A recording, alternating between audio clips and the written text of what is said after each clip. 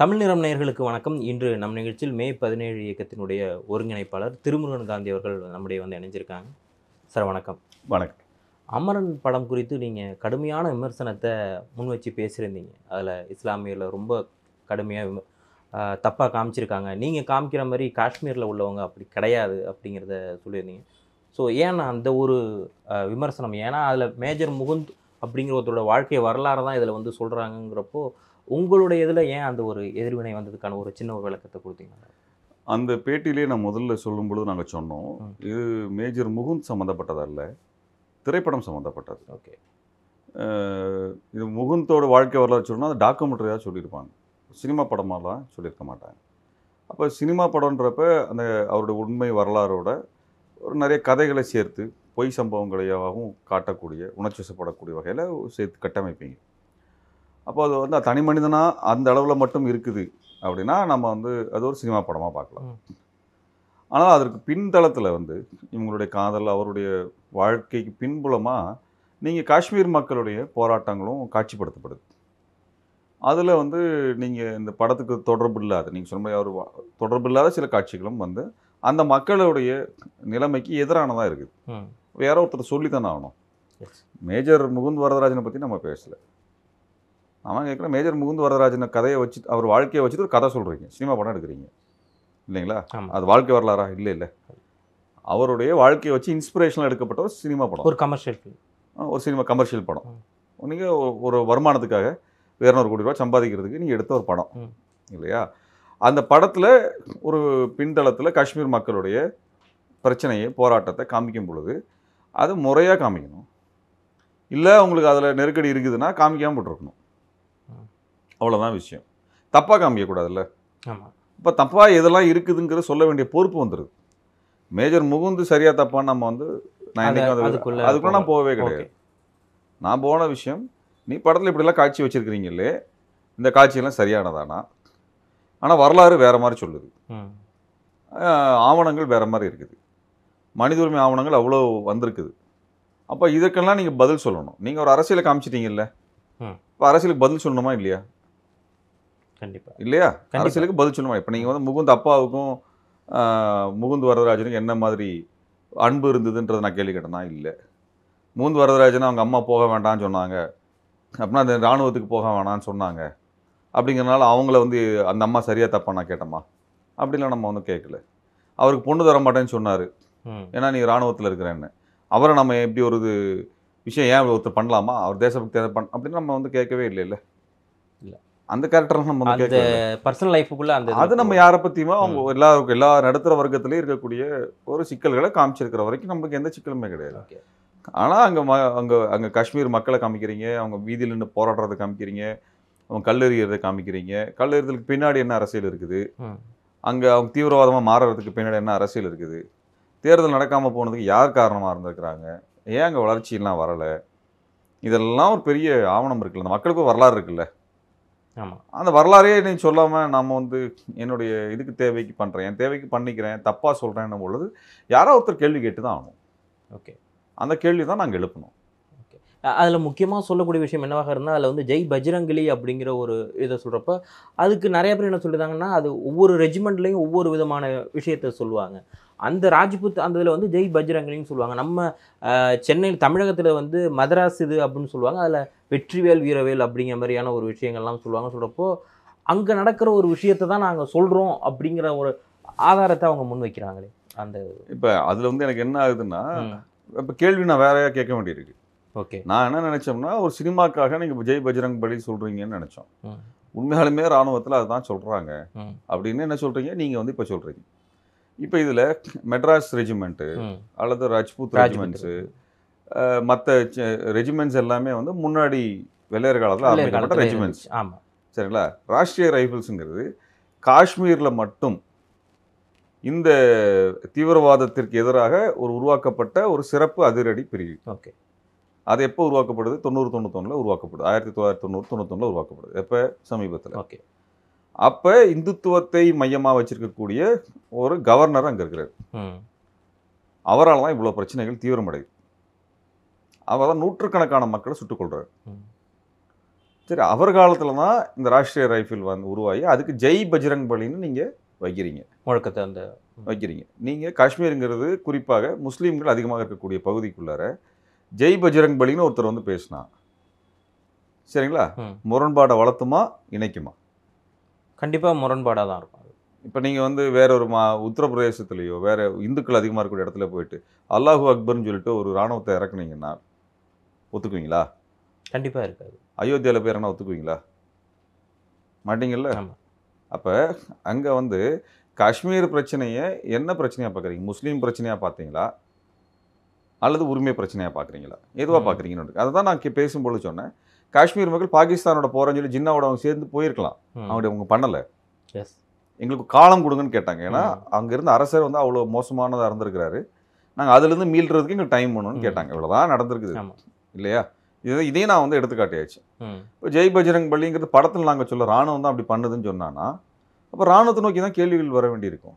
Okay, புரியுதுங்களா? அது அடிப்படையில் நம்ம கேட்க வேண்டிய இடம் வந்து நீங்கள் வந்து எல்லா மக்களையும் சமமாக நம்ம பார்க்குறோம், எல்லா மக்கள் உணர்வுகளுக்கும் மதிப்பு கொடுக்குறோம் அப்படின்னும்போது அதற்கு ஏற்ப தான் ஒரு முறைகள் இருக்கணும். இப்போ ராணுவத்தில் சொன்னதை தான் நாங்கள் சொன்னோம் அப்படின்னா இப்போ ரிவர்ஸில் போடுறேன். இப்போ ராணுவம் இப்போ நீங்கள் பண்ணது படத்தில் காமிச்சதெல்லாம் ராணுவம் பண்ணனதா? ஓகே, அப்படி பதில் இருக்கு அதுக்கு? இல்லை இல்லை. அப்போ உங்களுக்கு வசதிக்கு மட்டும் ஒரு பதில் எடுத்து சொல்கிறீங்க. நாங்கள் என்ன நினச்சதுன்னா சரி படத்தில் அப்படி சொல்லியிருக்கிறீங்க தப்பு அப்படின்னு நினச்சோம். இல்லை ராணுவமே அப்படி சொன்னோம், ராணுவமாக இருந்தாலும் தப்பு தானே அது. ஓகே, ஸோ அப்போ பண்ணக்கூடாது. உங்களுடைய இப்போதைக்கு இதில் என்னன்னா அந்த ராணுவத்தில் பண்ணக்கூடிய அந்த ஒரு முழக்கங்கள் அப்படிங்கிறது எல்லாமே தவறு தான். இல்ல அந்த முழக்கங்கள் இருக்கு இல்லையா, நீங்க வெறும் சரி தவறுக்குள்ள போய் நிக்காதீங்க, கேள்வி எழுப்புறோம். ஒரு விஷயத்துக்கு பதில் சொல்ல வேண்டிய இடம் எல்லாத்துக்குமே இருக்கு. ஓகே, ராணுவம் அப்படிங்கிறது மதம் ஜாதிக்கு அப்பாற்பட்டது இல்ல, மக்களுக்கானது. ஒரு ராணுவத்துக்குள்ள அம்மாவன் ஜாதி கயிறு கட்டிக்கிறதுக்கு ஒத்துக்குவீங்களா? இல்ல இல்ல இல்ல. அவனுடைய மொழி அடிப்படையில் நான் நின்னுக்கிறேன்னு சொல்றதை ஒத்துக்குவீங்களா? கிடையாது. எல்லாத்துக்கும் ஹிந்திலேயோ இங்கிலீஷ்ல தானே பேர் வைக்கிறீங்க. இல்லை எனக்கு தமிழில் போடு, எனக்கு குஜராத்தியில் போடு, எனக்கு பஞ்சாபியில் போடு, கேட்கல. இல்லை, இராணுவம் என்பது இந்த நிலத்தை பாதுகாப்பதற்கான ஒரு படை, ஜாதி மதங்களுக்கு அப்பாற்பட்டது, இனங்களுக்கு அப்பாற்பட்டதை தானே உருவாக்குறீங்க. அப்போ அதுதானே வேணும்னு கேட்போம். இது நான் மட்டும் சொல்லலை, பல இராணுவ தளபதிகளே இந்த விஷயத்தை வெளிப்படுத்தியிருக்கிறார். ஓகே, இப்போ நம்ம அதை தான் நம்ம வந்து இராணுவத்தை வந்து நீங்கள் மத ஒரு ஒரு போலரைஸ் பண்ணாதீங்க. மத அடையாளத்துக்குள்ள இராணுவத்துக்குள்ள இராணுவ வீரன்னு சண்டை போடுறவன், காஷ்மீரில் நின்று சண்டை போட்டவனுக்கு, சண்டை போட்டு செத்து போனவங்களுக்கு மதமோ ஜாதியோ இனமோ அப்படிலாம் வேறுபாடு இல்லாமல் நிறைய எல்லா இடத்துல இருந்து எல்லா மாநிலங்களிலிருந்து வந்தவங்க இறந்து போயிருக்கிறாங்க. அவர் சோல்ஜர். அப்போ அதுக்குரிய அடையாளத்தோடு அது இருக்கணும். அதுவும் வந்து நீங்கள் காஷ்மீர் மாதிரியான ரொம்ப சென்சிட்டிவான இடத்துக்குள்ளார இந்த ஒரு உணர்வு இருக்கணும் இல்லையா, அதை நம்ம வந்து எழுப்ப வேண்டியிருக்கு. ஓகே, சரிங்களா? அப்போ நீங்கள் வந்து அந்த படத்தில் இவங்க வந்து நீங்கள் ஒருவேளை ராணுவம் எப்படி சொல்லுவதா நீங்கள் படத்தில் அது காமிக்கணுங்கிற நெசசிட்டி இல்லை, இல்லை அவசரம் இல்லை, அவசியம் இல்லை, இல்லை எல்லாத்தையுமே காமிக்கிறீங்க. அதில் துப்பாக்கி இப்படி தட்டக்கூடாது, பட்டில் அடித்தா அதாகும்னு சொல்லி ஒரு மிலிட்ரி ராணுவ வீரர் சொல்கிறாருல்ல, அதை காமிக்கிறீங்கல்ல.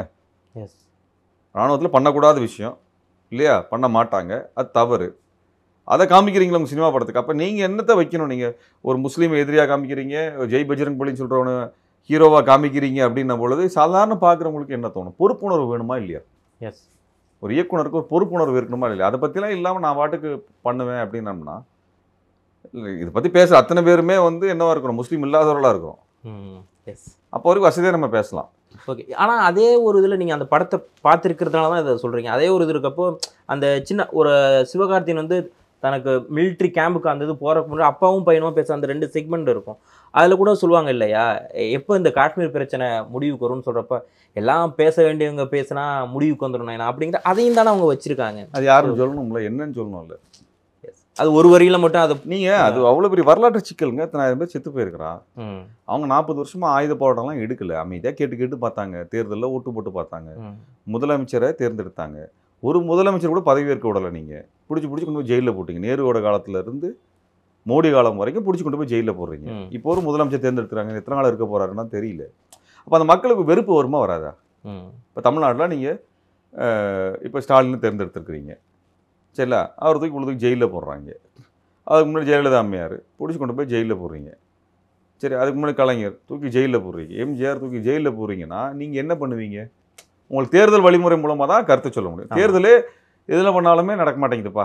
அங்கேருந்து யாரோ ஒருத்தர் RN ரவி மாதிரி கொண்டாந்து முதலமைச்சராக போட்டால் தாங்குவீங்களா?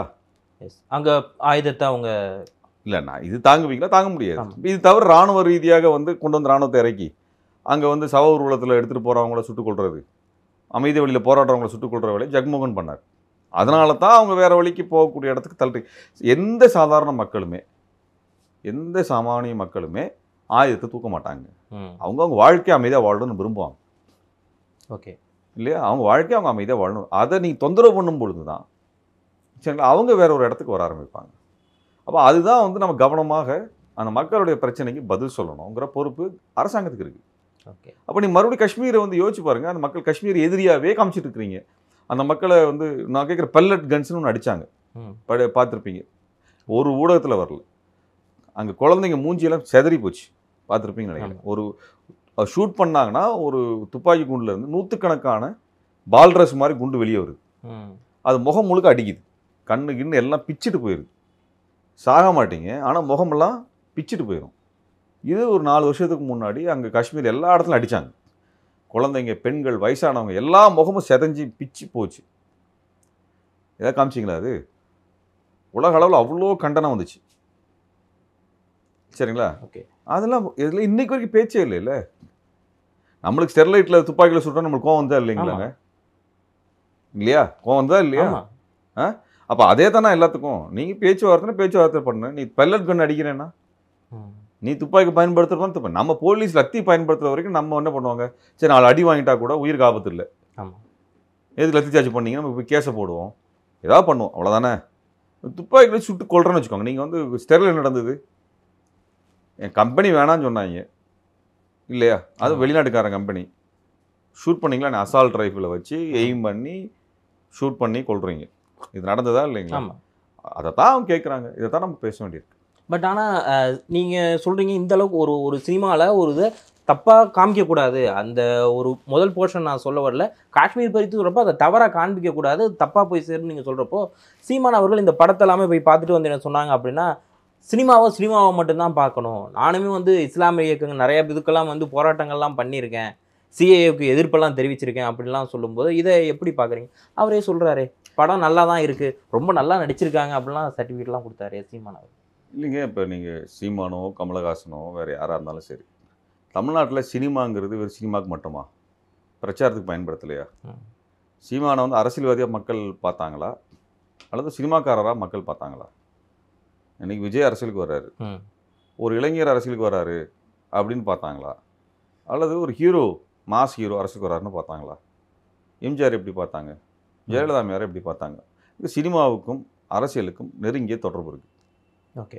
கலைக்கும் அரசியலுக்கும் தொடர்பு இருக்குங்க. இது புரியாதவர்கள் வந்து அரசியலுக்கான ஆளுங்களே கிடையாது. அரசியலுக்கும் கலைக்கும் எப்பொழுதுமே தொடர்பு இருக்குது உலக அளவில்.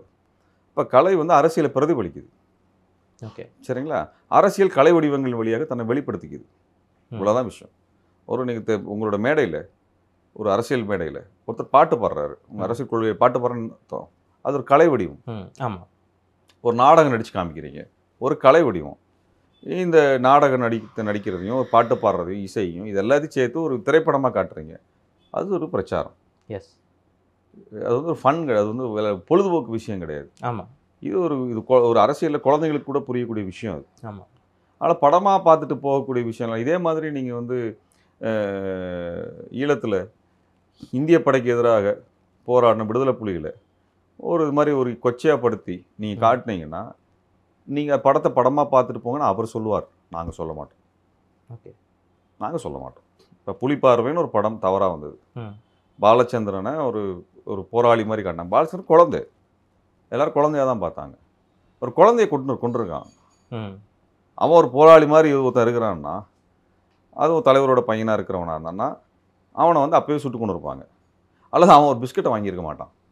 கண்டிப்பாக. குழந்தை, அது 10 வயசு குழந்தை அது இல்லையா? ஆமாம். அப்பா எங்கே இருக்காரு, அம்மா என்ன ஆனாங்க, யார் என்னன்னு தெரியாத இடத்துல இருக்கக்கூடிய ஒரு குழந்தை அது. அதை வந்து ஒரு ஆயுதம் எடுத்துன ஒரு மாதிரி புலிப்பாருன்னு ஒரு படத்தை எடுத்தப்ப நான் கடுமையாக எதிர்த்தோம். அவர் ஆதரிச்சார்.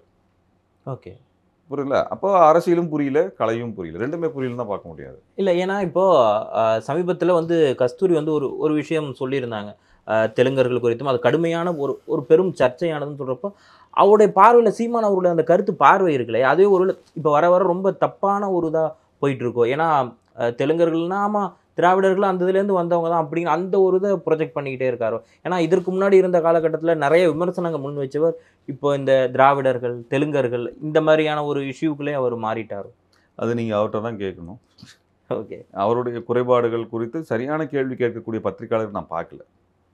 அதில் பத்திரிகையாளர் அந்த அந்த தயாரிப்போட போய் இன்னொரு கேள்வி கேட்குறதா நான் பார்க்கல. அவர் பேசக்கூடிய அபத்தங்களை வந்து கேள்வி கேட்கக்கூடிய பத்திரிகையாளர்கள் வேணும். இல்லை கேட்குறாங்களே, இன்னைக்கு கூட இருக்கிறதுல ஒரு கேள்விகளை முன் வைக்கிறப்ப இல்லை போ அப்படின்னு சொல்கிறதுல ஒருமையில் பேசுறது அந்த மாதிரியான ஒரு இஷ்யூலாம் அது பத்திரிகையாளர் தான் பதில் சொல்லணும். அந்த மாதிரி ஒருமையெல்லாம் பேசணும் நீங்கள் ஒத்துப்பீங்களா? பத்திரிகையாளர்கள் தான் அவங்களோட சுயமரியாதை சம்மந்தப்பட்டது. அதை நான் பேசுறது கொண்டு வரலைங்க.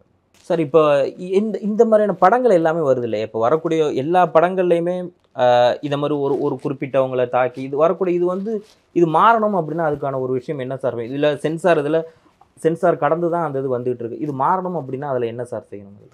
இப்போ சினிமா படமோ கலையோ எதுவாக இருந்தாலும் சரிங்க, அது வந்து எளிய மக்களினுடைய வாழ்க்கையை, அவங்களோட போராட்டத்தை, அவங்களோட சுகதுக்கங்களை சொல்கிறதுக்கான ஒரு வடிவம். அது எளிய மக்கள் தான் பார்க்குறாங்க. ஐஏஎஸ் ஆஃபீஸரு, மிலிட்ரி ஆஃபீஸர் உட்காந்து படம் பார்த்துட்டு இருக்கிறாங்க நாள் முழுக்க. நீ யாருக்கு பண்ணுறீங்க? இந்த மக்களுக்கு பண்ணுறீங்க. அந்த மக்களுடைய நல்ல விஷயங்கள், அவரோட துன்பங்கள், அவங்களோட போராட்டங்கள், அவங்களோட உணர்வுகள், அவங்களோட மதிப்பீடுகள், அவங்களுக்கு பிடிச்சது பிடிக்காதது எல்லாத்தையுமே வந்து நீங்கள் அந்த மக்களுக்கு காட்டுறீங்க. அப்போ அவங்க கிட்ட இருந்து தான் எடுக்கிறீங்க. அதை அவங்களுக்கு வந்து சொல்கிறீங்க, அழகான முறையில் அந்த ஒரு விஷயத்தை விளக்கி சொல்கிறீங்க. அப்போ எளிய மக்களுக்கான ஒரு விஷயமாக இருக்கிற வரை கலை வந்து போற்றப்படும். கலை வந்து பல மாற்றங்களை கொண்டு வரும்.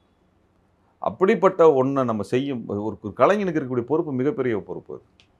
ஒரு திரைப்படம் வந்து ஒரு ஒரு இத்தனையோ லட்சம் மக்களால் பார்க்கப்படுது. இப்போ 200 கோடி ரூபாய் தாண்டுது, 250 கோடி போகுது அப்படின்னா ஒரு 100 ரூபா ஒரு டிக்கெட்னு போட்டால் 2 கோடி பேர் பார்த்துருப்பா தான் வச்சுக்கலாமா தமிழ்நாட்டில்? இல்லைங்களா? தமிழ்நாடு மக்கள் தொகையில் 3ல் ஒரு பங்கு மக்கள் வந்து பார்த்துடுறாங்கன்னா அவ்வளோ பெரிய மக்கள்கிட்ட ஒரு செய்தியை கொண்டு போகிற பொறுப்பு இருக்குல்ல, அது வந்து இந்த பெரிய ஹீரோக்களுக்கு வேணும். அது இன்னைக்கு சுத்தமாக இல்லையா? ஒரு தெரியல, எனக்கு அது தெரியல. அவங்க எவ்வளோ தூரம் அரசியலாக இருக்கிறாங்கன்னு அவங்களுக்கு ஒரு பொறுப்புணர்வு ஒன்று வேணும் இல்லையா? நீங்கள் வந்து ஒரு பெண்ணை வந்து இழிவாக நடத்துறீங்க. கடந்த காலத்தை பார்த்து ஒரு பெண்ணை வந்து கிண்டல் பண்ணிட்டு டீச் பண்ணிட்டு ஹீரோ போவார். ஆமாம், இன்னைக்கு அப்படி இல்லை. அந்த மாதிரியான படம் பண்ண முடியாதுங்க. இது வந்து சினிமாவாக மாறலை, மக்கள்கிட்ட மாற்றம் இருந்திருக்குது. இயக்குனர்கள் வந்து படிக்கிறாங்க, இலக்கியம் படிக்கிறாங்க, அரசியல் படிக்கிறாங்கிறனால அவங்க இயக்குனர்கள் அந்த மாதிரியான ஒரு காட்சிகளை வந்து கட்டமைக்கிறாங்க. அப்போ நீங்கள் ஒரு மாஸ் ஹீரோவாக இருக்கிறீங்க. இப்போ நீங்கள் ஒன்றும் இல்லை, பார்ப்பனர்களை வைத்து திருமணம் பண்ணுறதை பயங்கர டெக்கரேட்டிவாக காமிப்பீங்க, கிராண்டாக காமிப்பீங்க. அது நோவம குண்டத்தை வளர்த்துறதும் அப்படி போகிறதும் காமிக்கிறீங்க. ஒரு சாதாரண ஒரு ஆளுக்கு வந்து என்ன தோணும்? ஓ, இப்படி தான் கல்யாணம் பண்ணணும், இப்படி பண்ணால் எப்படி கிராண்டாக அப்படி பண்ணணும், என் ஹீரோ இப்படி பண்ணியிருக்கிறாரு. ஆனால் தமிழ்நாடு எல்லா சமூகமும் அப்படி பண்ணுறது இல்லை, பார்ப்பனர்களை வைத்து பண்ணுறது இல்லை. தமிழ் முறைப்படி திருமணம் பண்ணிட்டு இருந்தது எல்லாமே இன்னைக்கு என்னவாகுதுன்னா சினிமாவை பார்த்து இந்த ஹீரோவை பார்த்து இந்த ஹீரோ அப்படி பண்ணார், அவர் பாட்டில் எல்லா ஹீரோ பாட்டிலும் இது இருக்கா இல்லையா? இருக்கு, பெரும்பாலும் இருக்கு. சரி, நான் என்ன கேட்குறேன்னா தமிழ்நாட்டில் முக்கால்வாசி குடும்பங்களில் பெரியவர்கள் வச்சு பண்ணுவாங்க இல்லையா? நம்ம நாட்டார் கோயிலில் நின்று பண்ணுவாங்க இல்லையா? இப்படி தான் நடந்துட்டு இருந்திருக்கு. ஏன் மாற்று திருமணங்களை திருக்குறளை சொல்லி பண்ணுவாங்க இல்லையா? தேவாரம் திருவாசம் சொல்லி பண்ணுறக்கூடியவங்களும் இருக்கிறாங்க, சைவத்தில் இருக்கிறாங்க. இதில் ஏதோ ஒன்றை கூடமா சொல்ல தோணாதான் உங்கள் டைரக்டர்களுக்கு இல்லை. அது இப்போ கொஞ்சம் மாறிக்கிட்டு தானே இருக்குது அந்த ஒரு விஷயம். அது இயக்கத்தில் இருக்கக்கூடியவங்க, அரசியலாக இருக்கக்கூடியவங்க, அந்த இயக்குனர்கள் நம்ம அவங்க வந்து அது பேசும்போது அதை ஒரு அடையாளப்படுத்துறாங்க, அது ஒரு மாற்றமாக காமிக்கிறாங்க. பட் கமர்ஷியலாக இன்னும் வரலன்னு சொல்கிறீங்களா? இல்லை, கமர்ஷியலாக இவங்க என்ன பண்ணாங்க, தப்பான ஒரு பண்பாட்டை கொண்டு வந்து காமிக்கிறாங்க. ஓகே, ஒரு தவறான பண்பாட்டை முன்னுதாரணம் ஒரு பெரிய ஹீரோ வச்சு காமிக்கணும். ஒரு காட்சி தான் அது, ஒரு 2 செகண்ட்ல வந்துட்டு போற ஒரு காட்சி. அது ஒரு வியாபாரத்துக்கு தானங்க. அப்ப வியாபாரத்துக்கு நீங்க எதை காமிக்கிறீங்கன்னு ஒரு கவனம் வேணும் இல்லையா? ஓகே. அதே வியாபாரத்துக்கு சுயமரியாதை அடிப்படையில் திருமணம் பண்றோம், ஆணும் பெண்ணும் சமம் என்று சொல்லி பண்றோம் இல்லையா? நான் வந்து இப்ப சுயமரியாதை திருமணம்னா என்னங்க, வேற ஒன்றும் இல்லை. ஒரு ஆணாகியே நான் உன்னிடம் என்னென்ன உரிமையெல்லாம் கேட்கிறேனோ அதே உரிமையை நீ என்னிடம் கேட்பதற்கு உனக்கு உரிமை இருக்குது அப்படின்னு சொல்றதுதான் சுயமரியாதை திருமணம். இது எவ்வளோ நேரம் ஆச்சு? ஒரு 4 செகண்ட் 5 செகண்ட் ஆகுது. இது ஒரு காட்சியில் வச்சுருந்தீங்கன்னா எத்தனை பெண்களுக்கான உற்சாகத்தை கொடுத்துருக்கோம். ஒரு ஆண் வந்து எனக்கு என்ன உரிமை இருக்கோ அதே உரிமையை உனக்கு உரிமை இருக்குன்னு ஒரு சொல்கிறது இருக்குல்ல. ஒரு கல்யாண மண்டபத்தில் அத்தனை 1000 பேர்த்துக்கு முன்னாடி, உன் சொந்தக்காரங்க முன்னாடி, உங்கள் அம்மா அப்பா முன்னாடி உனக்கு எல்லா உரிமையும் என்கிட்ட கேட்குறதுக்கு இருக்குது அப்படின்னு ஒரு ஆண் சொல்கிறது அப்படிங்கிறது எவ்வளோ பெரிய அரசியல் ரீதியாக சமூக ரீதியாக மாற்றக்கூடிய. இது ஏன் ஒரு பெரிய மாஸ் ஹீரோ பண்ண மாட்டேங்கிறாங்கன்னா அதுதான் கேள்வியாக வந்து நிற்கிது. அப்போ திரைப்படம் அப்படிங்கிறது வந்து இன்றைக்கு வந்து மோஸ்ட் இன்ஃப்ளூயன்சிங் ஏரியா. எல்லாத்தையுமே வந்து அது கவர்ந்து இருக்குது. பல கலை வடிவங்களுடைய கலவை தான் அது. எல்லாத்தையும் சேர்த்து சொல்கிறீங்க ஒரு விஷயத்த. அது இசையாக கேட்குறீங்க, காட்சியாக பார்க்குறீங்க, அப்படி ஒரு உணர்வு நிலை உங்களுக்கு இருக்குது இல்லையா? அப்போ அதில் ஒரு விஷயத்தை சொல்லும்பொழுது உங்களுக்கு பிடிக்குது. அது உங்கள் ஹீரோ, உங்களுக்கு பிடிச்ச ஹீரோ சொல்லும் பொழுது இன்னும் பிடிக்குது. அப்போ இந்த மாதிரியான ஒரு பண்பு மாற்றங்கள் இருக்குல்ல, அந்த பண்பு மாற்றங்களை கொண்டு வாங்க சமூகத்துக்குள்ளார, நல்ல மாற்றங்களை கொண்டு வாங்க. அதுக்கு தான் கலை வந்து எப்போவுமே பயன்படும். அதை தான் நம்ம வந்து பேசணும். அதை வந்து வெறுமனே சினிமா தானே, பொழுதுபோக்கு தானே அப்படின்னு கடந்து போகக்கூடாது. உலகத்தில் மாற்றங்கள் கலை வடிவங்களால் வந்திருக்கின்றன. கலை வடிவங்கள் அதை செய்திருக்கின்றன. ஓகே, சில ரஷ்ய புரட்சிக்கு கலை வடிவங்கள் மிகப்பெரிய பங்கு வகித்திருக்கின்றன. உலகத்தில் எல்லா இடங்களும் அது இருந்திருக்கு. நம்ம திராவிட இயக்கங்கள் வந்ததே சினிமாக்களும் நாடகங்களும் இல்லை, அது மூலமாக மக்களிடம் எளிமையாக கொண்டு போய் சேர்த்த முடியுங்கிறனால மேடை பேச்சு மட்டுமே அல்ல, கலை செயல்பாடு மட்டுமே இல்லை, மக்களை தயார்படுத்துறது. எஸ். அப்போ அதில் கலைங்கிறது ஒரு முக்கியமான பண்பாக இருக்குது. அப்போ அதில் வந்து தான் இந்த அரசியல் நுணுக்கங்கள் வந்து பார்க்க வேண்டும். இப்போ அப்படி நம்ம பார்க்கும் பொழுது இன்றைக்கு பேசக்கூடிய பல்வேறு வெறுப்பு பேச்சுக்கள் இருக்கு இல்லையா? வெறுப்பு பேச்சுக்களால் நம்ம வந்து எதுவுமே பண்ண முடியாது. நீங்கள் இஸ்லாமியர்களுக்கு எதிரியாக கட்டமைப்பது, அல்லது நீங்கள் சொல்ல மாதிரி ஒரு தெலுங்கர்கள் அப்படின்னு சொல்லி எல்லாத்தையுமே கட்டுறது, அது வரலாற்று ரீதியாக எடுத்தோம்னா யார் யார் எந்தெந்த இடத்துல இருந்திருக்கிறாங்க, என்னென்ன செஞ்சுருக்கிறாங்க, அந்த விவரங்கள் அடிப்படையில் பேசுங்க. அதற்கு மாற்று கருத்துன்னா என்ன இருக்குங்கிற வரலாறு அடிப்படையில் சொல்ல முடியும்.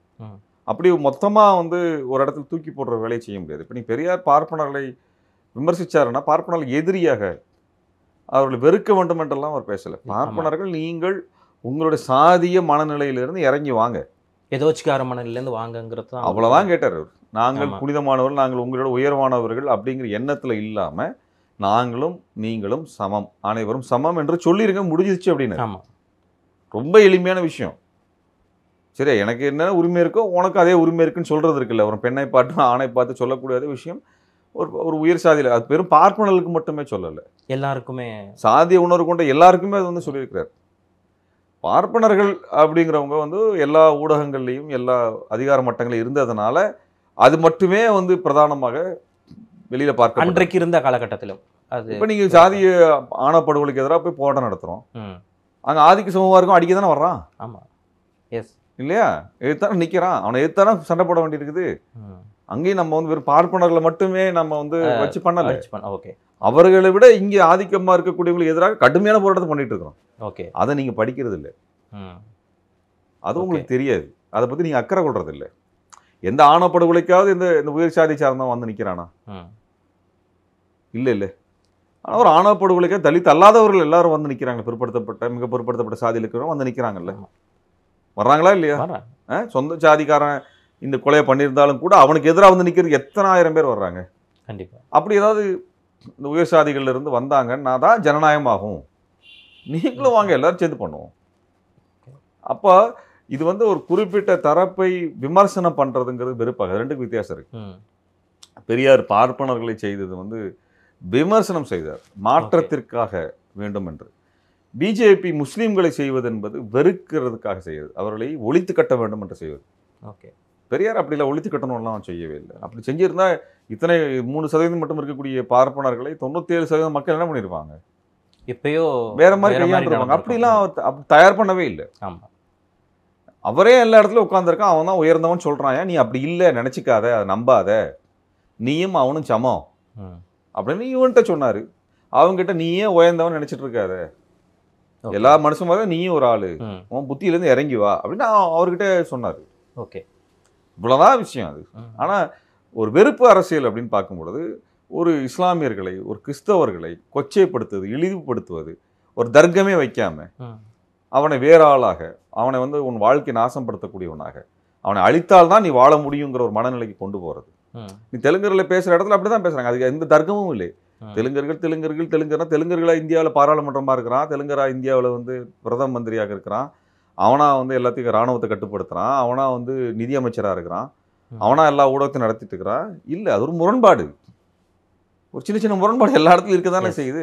அப்படிப்பட்ட முரண்பாடு எல்லாம் தான் வந்து பார்க்க முடியும். இப்போ நீங்கள் பார்ப்பனர்களுக்கும் தமிழர்களுக்கும் இருக்கக்கூடிய முரண்பாடு என்னன்னா, இவர் தன்னை உயர்ந்தவராக நினைத்துக் கொள்வதும், அதனால் இவனுடைய எல்லா வளங்களையும் தான் சொந்தமாக வச்சுக்கிறது, கோயிலை சொந்தமாக வச்சுக்கிறதுலேருந்து அதிகாரங்களை சொந்தமாக வச்சுக்கிறது. நான் தான் போஸ்ட்டில் இருப்பேன், நான் தான் பதவியில் இருப்பேன், நான் தான் பள்ளிக்கூடத்தில் இருப்பேன், நான் தான் கல்லூரியில் இருப்பேன், நான் தான் ஐஐடியில் இருப்பேன், நான் தான் ஜட்ஜாக இருப்பேன், நான் தான் எல்லாவும் இருப்பேன், சார்ட் அக்கௌண்டாக இருப்பேன், எல்லாத்தையும் எனக்கு வச்சுக்கிறது. அப்படிங்கிறப்ப அந்த முரண்பாடு வந்து கூர்மையானது.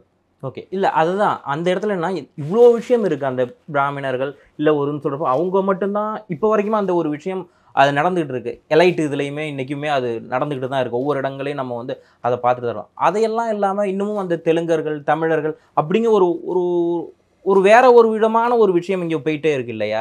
அது யங்ஸ்டரா வரக்கூடியவங்க ஒரு கல்லூரி மாணவரோ, இல்ல அத ஒரு விஷயத்த அத பார்க்குறப்போ, ஓ! இப்படிதானோ அப்படின்னு சொல்லி அது ஒரு வேற ஒரு ட்ராக்குக்கு போற மாரி தான் இது அது செய்யும். என்னன்னாங்க, இப்ப விடுதலைக்கு முன்னாடி ம். மாநிலங்கள், மொழிவழி மாநிலங்களை பிரிக்கிறதுக்கு முன்னாடி, ஆந்திராவோட ஒரு பகுதி இங்க இருந்தது. ஆமா.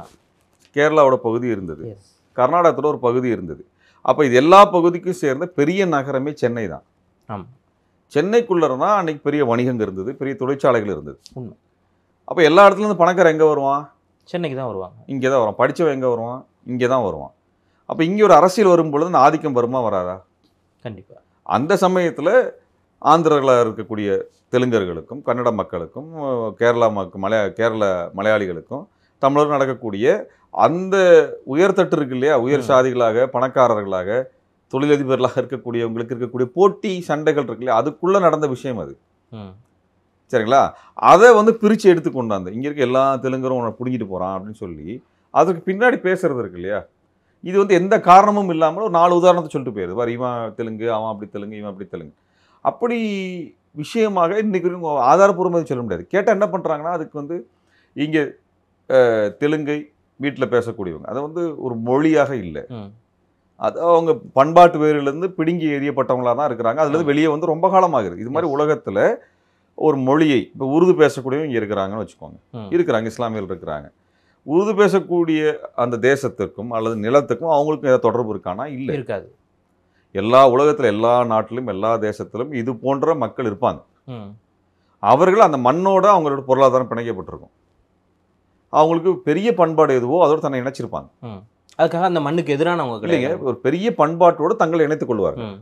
அதுக்குள்ளார ஒரு சின்ன ஒரு முரண்பட்ட பண்பாடா அல்லது முரண்பட்டதுங்கிறத விட அதற்குள்ள ஒரு சப் கல்ச்சரா உள்ள இருப்பாங்க. ம். பழக்க வழக்கத்துல மட்டும் ரொம்ப மாறி பண்பாடு சின்ன சின்ன பழக்க வழக்கம், ம். பெரிய பழக்க வழக்கம்லாம் இருக்கு. மாமா ம். மச்சான்லாம் அங்கேயும் தான் இருக்கு. மாமா ஆமா. மச்சான் இருக்குது. எல்லாமே அவங்க கிட்ட அப்படியே தான் இருக்குது. இப்போ ம். நீங்க வந்து வேட்டி கட்டுற மாதிரி அவனும் வேட்டி கட்டக்கூடிய ஆமா. எல்லா மரபுகளும் அவங்க என்னன்னா பெரிய பண்பாட்டு முறைகளோடு தங்களை இணைத்துக் கொள்வாங்க. எஸ். சின்ன சின்ன வேறுபாடுகள் எல்லா இடத்துலயும் இருக்கும். அது சாதிய வேறுபாடுகளாக தான் இங்க பார்க்க முடியும். ம். இப்போ தெலுங்கர்னு எடுத்துட்டோம்னா இங்க இருக்கக்கூடிய இவங்க சொல்லக்கூடிய சாதிகள் எடுத்தோம்னா எல்லா சாதிக்கும் ஒரே பண்பாடு இருக்காது. ஆமா.